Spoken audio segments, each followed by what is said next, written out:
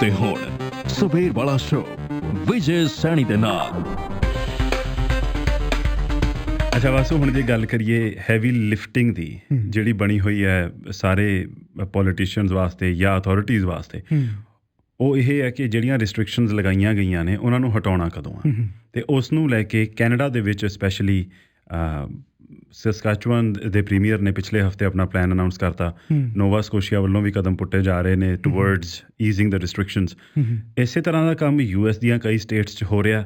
ਜੇ European point of view ਤੋਂ ਵੇਖੀਏ ਤਾਂ ਇਟਲੀ ਵੀ ਬੜਾ ਕੌਸ਼ੀਅਸਲੀ ਇੱਕ ਰੀਓਪਨਿੰਗ ਦਾ ਸਕੈਜੂਅਲ ਉਹ ਵੀ ਸਾਹਮਣੇ ਰੱਖ ਰਹੇ ਨੇ। ਅਤੇ ਹੁਣ ਗੱਲ ਸਾਰੀ ਕਿੱਧਰ ਨੂੰ ਜਾ ਰਹੀ ਆ ਰੀਓਪਨਿੰਗ ਨੂੰ ਲੈ ਕੇ। ਸੋ ਵਿਜੇ, ਕੈਨੇਡਾ ਦੀ ਜੇ ਗੱਲ ਕਰੀਏ ਤਾਂ ਨਿਊ ਬਰੰਜ਼ਵਿਕ ਨੇ ਪਿਛਲੇ ਹਫ਼ਤੇ 4 ਸਟੈਪ ਪਲਾਨ ਅਨਾਊਂਸ ਕੀਤਾ ਸੀ ਅਤੇ ਉਹ ਲਾਗੂ ਕਰਨਾ ਵੀ ਸ਼ੁਰੂ ਕਰ ਦਿੱਤਾ ਜੀ। ਅਤੇ ਪਰ ਸਕੂਲਸ ਉਹਨਾਂ ਨੇ ਕਿਹਾ ਕਿ ਜਿਹੜਾ ਇਹ ਸਕੂਲ ਈਅਰ ਹੈ ਉਸ ਦੌਰਾਨ ਬੰਦ ਰਹਿਣਗੇ। ਅਤੇ ਸਸਕੈਚੁਅਨ ਦੇ ਵਿੱਚ 5 ਸਟੈਪ ਫੇਜ਼ ਪਲਾਨ ਜਿਹੜਾ ਅਨਾਊਂਸ ਕੀਤਾ ਗਿਆ ਸੀ ਉਹ 4 ਮਈ ਤੋਂ ਸ਼ੁਰੂ ਹੋਣਾ ਜੀ। ਅਤੇ ਪਹਿਲਾ ਫੇਜ਼ 4 ਮਈ ਤੋਂ, ਦੂਜਾ ਫੇਜ਼ 19 ਮਈ ਤੋਂ, 2 ਹਫ਼ਤਿਆਂ ਬਾਅਦ। ਅਤੇ ਸਕੂਲਸ ਦਾ ਇਹਦੇ ਵਿੱਚ ਕੋਈ ਮੈਂਸ਼ਨ ਨਹੀਂ ਕੀਤਾ ਗਿਆ ਜੀ, ਕਿਉਂਕਿ ਸਕੂਲਸ ਮੈਂ ਬਾਰ-ਬਾਰ ਤਾਂ ਕਹਿ ਰਿਹਾ ਕਿਉਂਕਿ ਇੱਕ ਬਹੁਤ ਅਹਿਮ ਇੱਕ ਪੜਾਅ ਹੈ ਕਿ ਸਕੂਲਸ ਕਦੋਂ ਖੋਲ੍ਹੇ ਜਾਣਗੇ, ਕਿਵੇਂ ਖੋਲ੍ਹੇ ਜਾਣਗੇ। ਜਦੋਂ ਬੱਚੇ ਸਕੂਲ ਜਾਣਾ ਸ਼ੁਰੂ ਹੋਣਗੇ ਮਾਪੇ ਵੀ ਆਪਣੇ ਕੰਮ ਤੇ ਈਜ਼ੀਲੀ ਤਾਈਓ ਜਾ ਸਕਣਗੇ। ਸੋ ਉਹਦਾ ਬਹੁਤ ਕਲੋਜ਼ ਲਿੰਕ ਆ। ਸੋ ਪ੍ਰਿੰਸ ਐਡਵਰਡ ਆਈਲੈਂਡ ਵੱਲੋਂ ਵੀ ਪਲਾਨ ਅਨਾਊਂਸ ਕਰ ਦਿੱਤਾ ਗਿਆ। ਹੁਣ ਗੱਲ ਆ ਜਾਂਦੀ ਹੈ ਓਨਟਾਰੀਓ ਤੇ ਕਿਊਬੈਕ ਤੇ, ਕਿਉਂਕਿ ਸਭ ਤੋਂ ਜ਼ਿਆਦਾ ਕੇਸਿਸ ਕੈਨੇਡਾ ਦੇ ਵਿੱਚ ਇਹਨਾਂ ਦੋਨਾਂ ਸੂਬਿਆਂ ਦੇ ਵਿੱਚ ਹੀ ਹਨ ਜੀ। ਅਤੇ ਓਨਟਾਰੀਓ ਨੇ ਇੰਨਾ ਤਾਂ ਕਿਹਾ ਹੈ ਕਿ ਸਕੂਲਸ 31 ਮਈ ਤੱਕ ਬੰਦ ਰਹਿਣਗੇ। ਓਰੀਜਨਲੀ ਪਹਿਲਾਂ 4 ਮਈ ਤੱਕ ਉਹਨਾਂ ਨੇ ਬੰਦ ਰੱਖੇ ਸੀ। ਸੋ ਇਹ ਲੱਗ ਰਿਹਾ ਸੀ ਕਿਉਂਕਿ ਓਨਟਾਰੀਓ ਨੇ ਵੀ ਇਸ ਹਫ਼ਤੇ ਆਪਣਾ ਪਲਾਨ ਅਨਾਊਂਸ ਕਰਨਾ, ਕੱਲ੍ਹ ਨੂੰ ਕਰਨਾ ਆਈ ਬਿਲੀਵ ਇਸ ਹਫ਼ਤੇ ਕਰਨਗੇ। ਇਸ ਹਫ਼ਤੇ ਕਹਿ ਰਹੇ ਨੇ ਓਨਟਾਰੀਓ ਤੇ ਕਿਊਬੈਕ ਦੋਨਾਂ ਨੇ। ਅਤੇ ਪਹਿਲਾਂ ਇਹ ਸੀ ਵੀ ਮੇ ਬੀ 4 ਮਈ ਨੂੰ ਸਕੂਲ ਖੁੱਲ੍ਹਣੇ ਨੇ ਅਤੇ ਉਹਦੇ ਆਲੇ ਦੁਆਲੇ ਹੋ ਸਕਦਾ ਓਨਟਾਰੀਓ ਵੱਲੋਂ ਵੀ ਕੋਈ ਫੇਜ਼ ਸ਼ੁਰੂ ਕਰ ਲਿਆ ਜਾਵੇ। ਹੁਣ ਜਿਹੜੇ ਸਕੂਲਸ ਦੀ ਰੀਓਪਨਿੰਗ ਦੀ ਗੱਲ ਹੈ ਉਹ ਤਾਂ ਓਨਟਾਰੀਓ ਦੇ ਐਜੂਕੇਸ਼ਨ ਮਿਨਿਸਟਰ ਨੇ ਵੀਕਐਂਡ 'ਤੇ ਬਿਆਨ ਦੇ ਕੇ ਕਹਿ ਦਿੱਤਾ ਕਿ ਜੀ 31 ਮਈ ਤੱਕ ਸਕੂਲ ਤਾਂ ਨਹੀਂ ਖੁੱਲ੍ਹਣ ਲੱਗੇ। ਪਰ ਜਿਹੜਾ ਓਵਰਆਲ ਪਲਾਨ ਆ ਉਹ ਇਸ ਹਫ਼ਤੇ ਆਏਗਾ ਜੀ। ਅਤੇ ਕਿਊਬੈਕ ਦੀ ਜੇ ਗੱਲ ਕਰੀਏ ਤਾਂ ਉੱਥੇ ਫਰਾਂਸਵਾ ਲੈਗਾਟ ਨੇ ਹਰਡ ਇਮਿਊਨਿਟੀ ਦੀ ਗੱਲ ਕੀਤੀ ਅਤੇ ਉਸ ਤੋਂ ਬਾਅਦ ਕਾਫੀ ਜ਼ਿਆਦਾ ਉੱਥੇ ਚਰਚਾ ਹੋਈ ਅਤੇ ਉੱਥੇ ਕਾਫੀ ਵਿਵਾਦ ਵੀ ਬਣਿਆ ਜੀ। ਅਤੇ ਕਿਊਬੈਕ ਦੇ ਵੱਲੋਂ ਵੀ ਇਸ ਹਫ਼ਤੇ ਅਨਾਊਂਸ ਕੀਤਾ ਜਾਏਗਾ ਕਿ ਪਲਾਨ ਇਵੈਂਚੁਅਲੀ ਰਹਿਣਾ ਕੀ ਹੈ। ਅਤੇ ਵੀਰੇ ਜੇ ਆਪਾਂ ਗੱਲ ਕਰੀਏ US ਦੀ, ਕਿਉਂਕਿ ਸਭ ਕੁਛ ਉੱਥੋਂ ਸ਼ੁਰੂ ਹੋ ਰਿਹਾ। That's right. ਕਿ ਜਿਹੜਾ ਇਕੋਨਮੀ ਨੂੰ ਓਪਨ ਅਪ ਕਰਨ ਦੀ ਜਿਹੜਾ ਸਭ ਤੋਂ ਪਹਿਲਾ ਸੁਰ ਜਿਹੜਾ ਛੇੜਿਆ ਉਹ ਡੋਨਲਡ ਟਰੰਪ ਨੇ ਛੇੜਿਆ ਜੀ। ਅਤੇ ਉਹਨਾਂ ਦੀ ਹੁਣ ਹਦਾਇਤ ਦੇ ਤਹਿਤ ਹੁਣ ਕਾਫੀ ਗਵਰਨਰਸ ਵੀ ਉਸ ਰਾਹ ਵੱਲ ਤੁਰ ਰਹੇ ਨੇ। ਅਤੇ US ਦੇ ਵਿੱਚ ਬਹੁਤ ਸਾਰੀਆਂ ਸਟੇਟਸ ਆਲਰੇਡੀ ਰਿਸਟ੍ਰਿਕਸ਼ਨਸ ਜਿਹੜੀਆਂ ਹਟਾ ਚੁੱਕੀਆਂ ਨੇ। ਟੈਕਸਸ, ਟੈਨੇਸੀ ਹੋ ਗਈ, ਜਿੱਦਾਂ ਹੁਣ ਟੈਕਸਸ ਹੈ, ਮਿਸ਼ੀਗਨ ਹੈ, ਜਾਰਜੀਆ, ਅਲਾਸਕਾ, ਇਹਨਾਂ ਨੇ ਪਹਿਲਾਂ ਹੀ ਬਹੁਤ ਸਾਰੇ ਨਾਨ ਅਸੈਂਸ਼ੀਅਲ ਬਿਜ਼ਨੈਸਿਸ ਜਿਹੜੇ ਨੇ ਉਹਨਾਂ ਨੂੰ ਇਜਾਜ਼ਤ ਦੇ ਦਿੱਤੀ ਹੈ। ਓਕਲਾਹੋਮਾ, ਸਾਊਥ ਕੈਰੋਲਾਈਨਾ ਵੀ ਉਹਦੇ ਵਿੱਚ ਹੀ ਆਉਂਦੇ ਨੇ। ਐਗਜ਼ੈਕਟਲੀ ਜੀ। ਅਤੇ ਟੈਨੇਸੀ ਨੇ ਅੱਜ ਤੋਂ ਰੈਸਟੋਰੈਂਟਸ ਖੋਲ੍ਹ ਦੇਣੇ ਨੇ ਅਤੇ ਰਿਟੇਲ ਸਟੋਰਸ ਜਿਹੜੇ ਕੱਲ੍ਹ ਤੋਂ ਖੁੱਲ੍ਹਣਗੇ ਟੈਨੇਸੀ ਦੇ ਵਿੱਚ ਜੀ। ਆਇਓਵਾ ਦੇ ਵਿੱਚ ਇਲੈਕਟਿਵ ਸਰਜਰੀਜ਼ ਅਤੇ ਫਾਰਮਰ ਮਾਰਕੀਟਸ ਅੱਜ ਤੋਂ ਖੁੱਲ੍ਹ ਰਹੀਆਂ ਨੇ। ਅਤੇ ਕੋਲੋਰਾਡੋ, ਮਿਨਾਸੋਟਾ ਅਤੇ ਮੌਂਟਾਨਾ ਇਹਨਾਂ ਨੇ ਵੀ ਇਸ ਹਫ਼ਤੇ ਆਪਣਾ ਜਿਹੜਾ ਪਲਾਨ ਹੈ ਉਹ ਜਾਰੀ ਕਰ ਦੇਣਾ, ਖੋਲ੍ਹਣਾ। ਹੁਣ ਬਸ ਜੇ ਗੱਲ ਕਰੀਏ ਨਿਊਯਾਰਕ ਸਟੇਟ ਦੀ, ਕਿਉਂਕਿ ਦੁਨੀਆ ਭਰ ਦੇ ਵਿੱਚ ਸਭ ਤੋਂ ਵੱਧ ਕੇਸਿਸ USA 'ਚ ਅਤੇ USA 'ਚ ਵੀ ਫਰਦਰ ਸਭ ਤੋਂ ਜ਼ਿਆਦਾ ਕੇਸਿਸ ਨੇ ਨਿਊਯਾਰਕ ਦੇ ਵਿੱਚ। ਨਿਊਯਾਰਕ ਦੇ ਗਵਰਨਰ ਕੁਓਮੋ, ਉਹਨਾਂ ਨੇ ਇਹ ਗੱਲ, ਐਂਡਰੂ ਕੁਓਮੋ, ਉਹਨਾਂ ਨੇ ਬਾਰ-ਬਾਰ ਗੱਲ ਇਹ ਕਹੀ ਕਿ ਜੀ ਅਸੀਂ ਬਹੁਤ ਇਹਤਿਆਤ ਨਾਲ ਅੱਗੇ ਵਧਣ ਦੀ ਲੋੜ ਹੈ। ਉਹਨਾਂ ਦੀ ਲੀਡਰਸ਼ਿਪ ਦੀ ਬਹੁਤ ਤਾਰੀਫ ਹੋ ਰਹੀ ਹੈ, ਸਪੈਸ਼ਲੀ ਜਦੋਂ ਡੋਨਲਡ ਟਰੰਪ ਦੀਆਂ ਵਾਈਟ ਹਾਊਸ ਬਰੀਫਿੰਗਸ ਵੇਖੋ ਅਤੇ ਉਹਦੇ ਵਿੱਚ ਕਿਸ ਤਰ੍ਹਾਂ ਦੀਆਂ ਗੱਲਾਂ ਹੁੰਦੀਆਂ ਨੇ। ਉੱਧਰੋਂ ਐਂਡਰੂ ਕੁਓਮੋ ਨਿਊਯਾਰਕ ਸਟੇਟ ਦੇ ਗਵਰਨਰ, ਉਹ ਕਿਸ ਹਿਸਾਬ ਨਾਲ ਸਾਰੀ ਸਿਚੁਏਸ਼ਨ ਨੂੰ ਡੀਲ ਕਰ ਰਹੇ ਨੇ। ਸੋ ਉਹਨਾਂ ਦੀ ਲੀਡਰਸ਼ਿਪ ਦੀ ਬੜੀ ਤਾਰੀਫ ਹੋ ਰਹੀ ਹੈ। ਉਹਦੇ ਨਾਲ ਨਾਲ ਉਹਨਾਂ ਨੇ ਇਹ ਗੱਲ ਕਹੀ, ਕੱਲ੍ਹ ਨਿਊਯਾਰਕ ਸਟੇਟ ਦੇ ਵਿੱਚ 367 ਮੌਤਾਂ ਰਿਪੋਰਟ ਹੋਈਆਂ ਅਤੇ ਜਿਹੜਾ ਕਿ 30 ਮਾਰਚ ਤੋਂ ਬਾਅਦ ਸਭ ਤੋਂ ਲੋਐਸਟ ਨੰਬਰ ਆਫ ਡੈਥਸ ਹੈ ਨਿਊਯਾਰਕ ਦੇ ਵਿੱਚ। ਅਤੇ ਉਹਨਾਂ ਨੇ ਇਹ ਕਿਹਾ ਕੱਲ੍ਹ, ਕਹਿੰਦੇ ਵੀ ਇਸ ਗੱਲ 'ਤੇ ਇਹ ਨਹੀਂ ਹੈ ਵੀ 367 ਹੀ ਮੌਤਾਂ ਹੋਈਆਂ, ਕਹਿੰਦੇ it's still 367 deaths, 367 people, 367 families.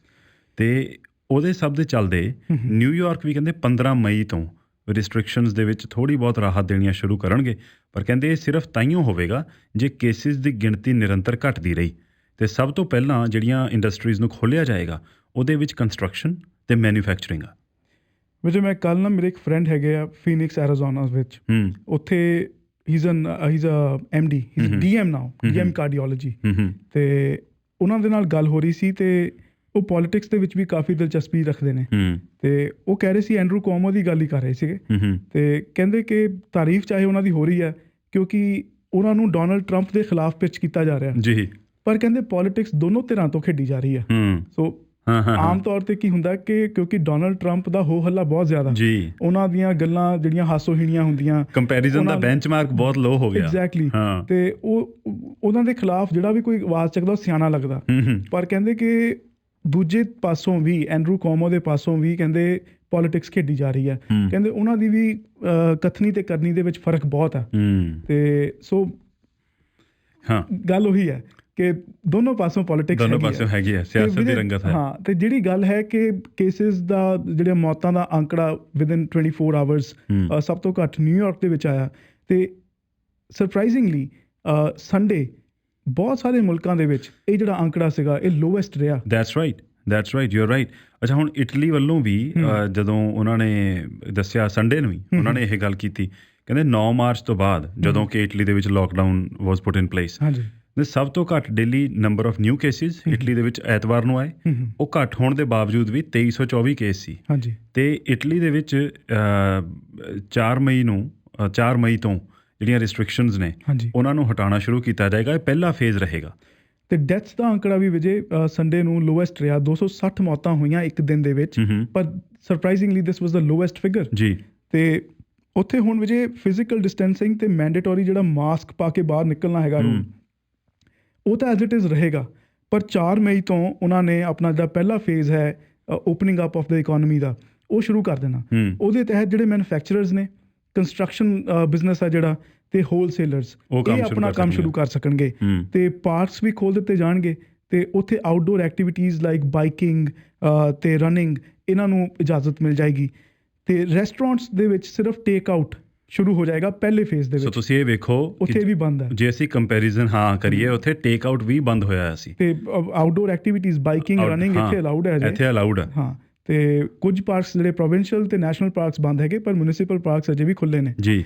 ਤੇ ਦੂਜਾ ਫੇਜ਼ ਵੀਰੇ ਇਹਨਾਂ ਦਾ ਇਟਲੀ ਦਾ ਸ਼ੁਰੂ ਹੋਣਾ 18 ਮਈ ਤੋਂ, ਤੇ ਉਹਦੇ ਤਹਿਤ ਰਿਟੇਲ ਸਟੋਰਸ ਖੁੱਲ ਜਾਣਗੇ। ਪਰ ਜਿਹੜੇ ਲੋਕੀ ਬਾਹਰ ਜਾਣਗੇ ਉਹਨਾਂ ਨੂੰ ਮਾਸਕ ਪਾ ਕੇ ਜਾਣਾ ਮੈਂਡੇਟਰੀ ਹੋਏਗਾ। ਉਹ ਰਹਿਣਗੀਆਂ। ਫਿਜ਼ੀਕਲ ਡਿਸਟੈਂਸਿੰਗ ਤੇ ਮਾਸਕ ਵਾਲੀ ਜਿਹੜੀ ਹਦਾਇਤ ਆ ਉਹ ਐਜ਼ ਇਟ ਇਜ਼ ਰਹੇਗੀ।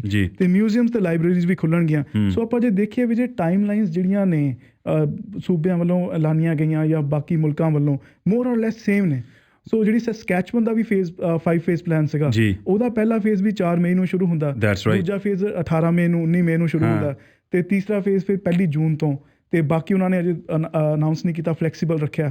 ਤੇ ਗੱਲ ਉਹੀ ਹੈ ਕਿ ਹੁਣ ਕਿਉਂਕਿ ਆਪਾਂ ਇਟਲੀ ਦੀ ਗੱਲ ਵਿਸਤਾਰ 'ਚ ਤਾਂ ਕਰ ਰਹੇ ਹਾਂ ਕਿਉਂਕਿ Italy outside China was the first European country ਜਿੱਥੇ ਇਸ ਪੱਧਰ ਤੇ ਕਰੋਨਾ ਵਾਇਰਸ ਫੈਲਿਆ। ਦੂਜਾ ਹੈ ਵਾਸੂ, ਮੈਂ ਥਿੰਕ ਵੈਸਟਰਨ ਵਰਲਡ ਸੰਜੀਦਾ ਹੀ ਉਦੋਂ ਹੋਇਆ ਜਦੋਂ ਇਟਲੀ ਦੇ ਵਿੱਚ ਲੱਗਿਆ ਕਿ ਅੱਛਾ ਪਹਿਲਾਂ ਆਇਆ ਕੇਸ ਆ ਗਏ, ਚਲੋ ਕੋਈ ਨਹੀਂ, ਥੋੜੇ ਬਹੁਤ ਨੇ।